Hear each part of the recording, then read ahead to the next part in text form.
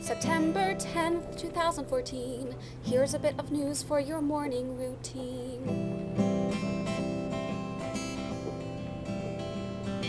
Scotland will vote next week on whether to secede from the UK. Scotland's leader advocates it. Citizens are split, and UK's Prime Minister urges them to stay. Obama will speak tonight to Americans about his plans for ISIS.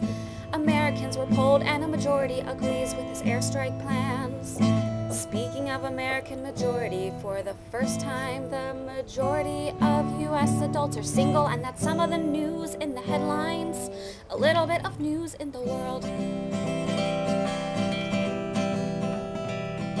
Japan has declared a nuclear plant is safe to reopen. It's the first to be deemed so since the 2011 nuclear disaster. The British nurse that was sent back to Britain to heal from Ebola is healed, and he's deciding to return to help the less fortunate.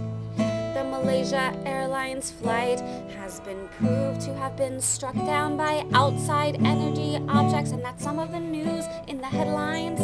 A little bit of news in the world. When I say energy objects, I mean high energy objects, which is what they're officially calling them so far, as they investigate more. Now let's hear about the environment. The UN Secretary General says the worldwide we're not doing enough to combat climate change, so he's inviting world leaders to New York this month to create more talks and hopefully more agreements, while Florida is banning off-the-grid living.